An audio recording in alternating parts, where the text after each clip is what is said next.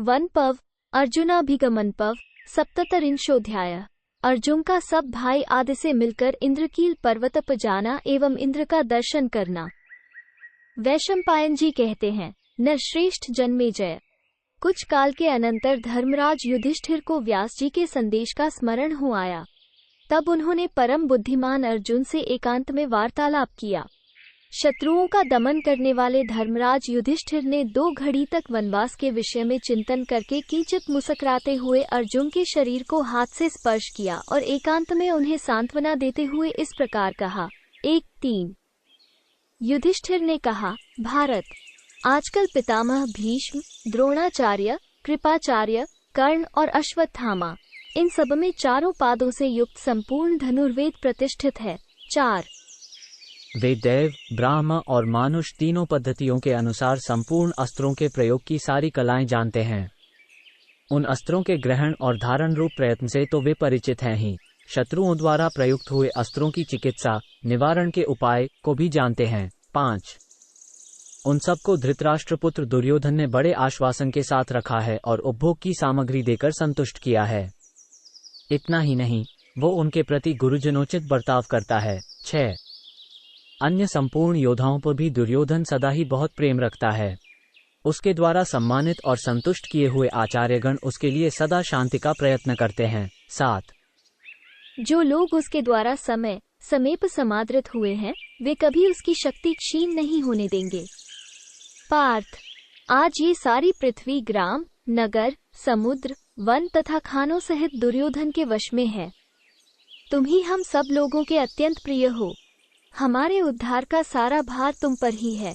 8-9 शत्रुघ्न, अब इस समय के योग्य जो कर्तव्य मुझे उचित दिखाई देता है, उसे सुनो। तात, मैंने श्री कृष्ण द्वैपायन व्यास जी से एक रहस्यमयी विद्या प्राप्त की है। 10 उसका विधिवत प्रयोग करने पर समस्त विश्व अच्छी प्रकार से ज्यों का त्यों स्पष्ट दिखने लगता है। तात, उस मंत्र विद्या से युक्त एवं एकाग्रचित होकर तुम यथासमय देवताओं की प्रसन्नता प्राप्त करो। भरत श्रेष्ठ, अपने आपको उग्र तपस्या में लगाओ।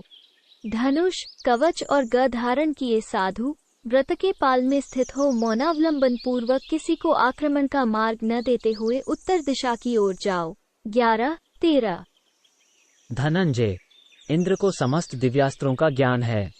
वृत्रासुर से डरे हुए संपूर्ण देवताओं ने उस समय अपनी सारी शक्ति इंद्र को ही समर्पित कर दी थी। 14 वे सब दिव्यास्त्र एक ही स्थान में हैं, तुम उन्हें वहीं से प्राप्त कर लोगे, अतः तुम इंद्र की ही शरण लो, वही तुम्हें सब अस्त्र प्रदान करेंगे।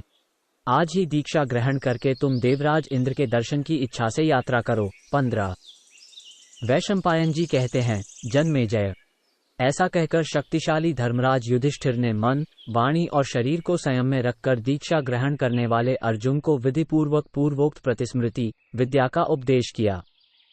तदनंतर बड़े भाई युधिष्ठिर ने अपने वीर भाई अर्जुन को वहां से प्रस्थान करने की आज्ञा दी। 16-17 धर्मराज की आज्ञा से देवराज इंद्र का दर्शन करने की इच्छा मन में रखकर महाबाहु धनंजय ने अग्नि में आहुति दी और स्वर्ण मुद्राओं की दक्षिणा देकर ब्राह्मणों से स्वस्ति वाचन कराया तथा गांडीव धनुष और 2 महान अक्षय तूणीर साथ ले कवच, तलत्राण, जूते तथा अंगुलियों की रक्षा के लिए गोह के चमड़े का बना हुआ अंगुलित्र धारण किया।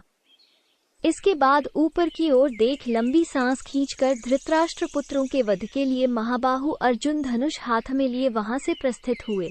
18-20 कुंती नंदन अर्जुन को वहां धनुष लिए जाते देख सिद्धों, ब्राह्मणों तथा अदृश्य भूतों ने कहा। 21 कुंती कुमार, तुम अपने मन में जो इच्छा रखते हो वो सब तुम्हें शीघ्र प्राप्त हो।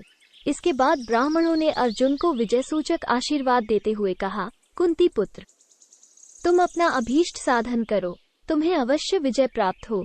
22 शाल वृक्ष के समान कंधे और जांघों से सुशोभित वीर अर्जुन को इस प्रकार सबके चित्त को चुराकर प्रस्थान करते देख द्रौपदी इस प्रकार बोली। 23 द्रौपदी ने कहा, कुंती कुमार महाबाहु धनंजय, आपके जन्म लेने के समय आर्या कुंती ने अपने मन में आपके लिए जो इच्छाएं की थीं तथा आप स्वयं भी अपने हृदय में जो मनोरथ रखते हों वे सब आपको प्राप्त हों।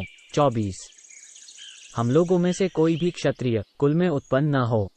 उन ब्राह्मणों को नमस्कार है जिनका भिक्षा से ही निर्वाह हो जाता है। 25।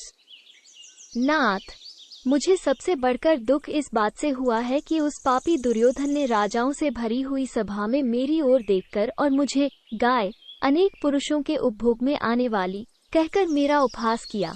26। उस दुख से भी बढ़कर महान कष्ट मुझे इस बात से हुआ कि उसने भरी सभा में मेरे प्रति बहुत सी अनुचित बातें कहीं। 27। वीरवर, निश्चय ही आपके चले जाने के बाद आपके सभी भाई जागते समय आप ही के पराक्रम की चर्चा बार बार करते हुए अपना मन बहलाएंगे। पार्थ, दीर्घकाल के लिए आपके प्रवासी हो जाने पर हमारा मन न तो भोगों में लगेगा और न धन में ही। इस जीवन में भी कोई रस नहीं रह जाएगा। आपके बिना हम इन वस्तुओं से संतोष नहीं पा सकेंगे। पार्थ, हम सबके सुख दुख जीवन मरण तथा राज्य ऐश्वर्य आप ही निर्भर है। भरत कुल तिलक, कुंती कुमार, मैंने आपको विदा दी। आप कल्याण को प्राप्त हों। 28-31। निष्पाप महाबली आर्यपुत्र, आप बलवानों से विरोध न करें, यह मेरा अनुरोध है। विघ्न बाधाओं से रहित हो विजय प्राप्ति के लिए शीघ्र यात्रा कीजिए। धाता और विधाता को नमस्कार है। आप कुशल और स्वस्थता पूर्वक प्रस्थान कीजिए। 32। धनंजय, ह्री श्री कीर्ति द्युति पुष्टि उमा लक्ष्मी और सरस्वती, ये सब देवियां मार्ग में जाते समय आपकी रक्षा करें। 33। आप बड़े भाई का आदर करने वाले हैं, उनकी आज्ञा के पालक हैं।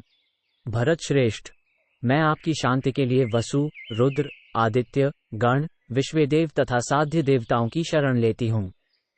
भारत, भौम अंतरिक्ष तथा दिव्य भूतों से और दूसरे भी जो मार्ग में विघ्न डालने वाले प्राणी हैं, उन सब से आपका कल्याण हो। 34-35। वैशंपायन जी कहते हैं, राजन, ऐसी मंगल कामना करके यशस्विनी द्रौपदी चुप हो गई। 36। तदनंतर पांडुनंदन महाबाहु अर्जुन ने अपना सुंदर धनुष हाथ में लेकर सभी भाइयों और धौम्य मुनि को दाहिने करके वहां से प्रस्थान किया। 37। महान पराक्रमी और महाबली अर्जुन की यात्रा करते समय उनके मार्ग से समस्त प्राणी दूर हट जाते थे, क्योंकि वे इंद्र से मिला देने वाली प्रतिस्मृति नामक योग विद्या से युक्त थे। 38। परंतप अर्जुन तपस्वी महात्माओं द्वारा सेवित पर्वतों के मार्ग से होते हुए दिव्य पवित्र तथा देव सेवित हिमालय पर्वत पर जा पहुँचे। 39। महामना अर्जुन योगयुक्त होने के कारण मन के समान तीव्र वेग से चलने में समर्थ हो गए थे, अतः वे वायु के समान एक ही दिन में उस पुण्य पर्वत पर पहुंच गए। 40। हिमालय और गंधमादन पर्वत को लांघकर उन्होंने आलस्य रहित हो दिन रात चलते हुए और भी बहुत से दुर्गम स्थानों को पार किया। 41।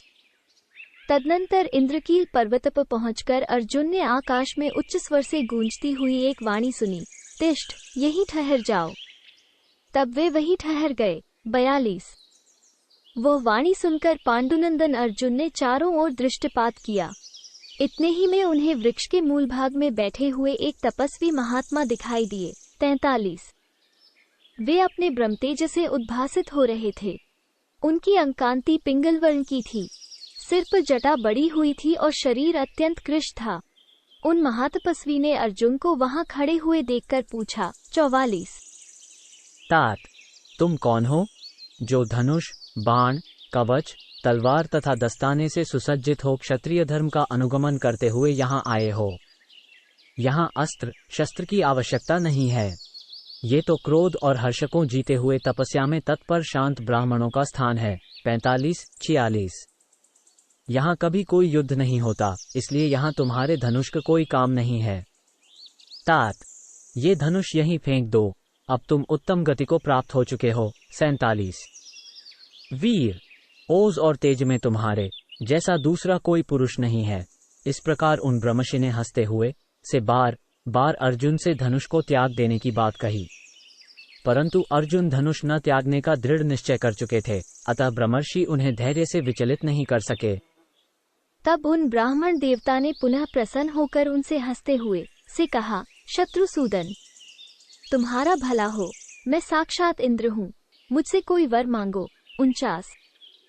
ये सुनकर कुरुकुल रत्न शूरवीर अर्जुन ने सहस्र नेत्रधारी इंद्र से हाथ जोड़कर प्रणाम पूर्वक कहा, 50 भगवन, मैं आपसे संपूर्ण अस्त्रों का ज्ञान प्राप्त करना चाहता हूँ। यही मेरा अभीष्ट मनोरथ है, अतः मुझे यही वर दीजिए। 51। तब महेंद्र ने प्रसन्नचित हो हंसते हुए से कहा, धनंजय, जब तुम यहाँ तक आ पहुँचे तब तुम्हें अस्त्रों को लेकर क्या करना है? अब इच्छानुसार उत्तम लोक मांग लो, क्योंकि तुम्हें उत्तम गति प्राप्त हुई है। ये सुनकर धनंजय ने पुनः देवराज से कहा, देवेश्वर, मैं अपने भाइयों को वन में छोड़कर शत्रुओं से वैर का बदला लिए बिना लोभ अथवा कामना के वशीभूत हो न तो देवत्व चाहता हूँ, न सुख और न संपूर्ण देवताओं का ऐश्वर्य प्राप्त कर लेने की ही मेरी इच्छा है। यदि मैंने वैसा किया तो सदा के लिए संपूर्ण लोकों में मुझे महान अपयश प्राप्त होगा। 52, 55। अर्जुन के ऐसा कहने पर विश्ववंदित वृत्र विनाशक इंद्र ने मधुर वाणी में अर्जुन को सांत्वना देते हुए कहा, 56।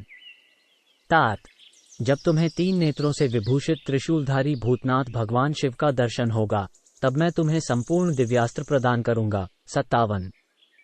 कुंती कुमार, तुम उन परमेश्वर महादेव जी का दर्शन पाने के लिए प्रयत्न करो। उनके दर्शन से पुनर्तः सिद्ध हो जाने पर तुम स्वर्गलोक में पधारोगे। 58। अर्जुन से ऐसा कहकर इंद्र पुनः अदृश्य हो गए। तत्पश्चात अर्जुन योगयुक्त हुए वहीं रहने लगे। 59।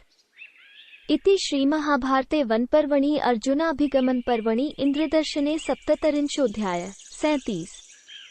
इस प्रकार श्री महाभारत वन पर्व के अंतर्गत अर्जुनाभिगमन पर्व में इंद्रदर्शन विषयक 37वां अध्याय पूरा हुआ। 37।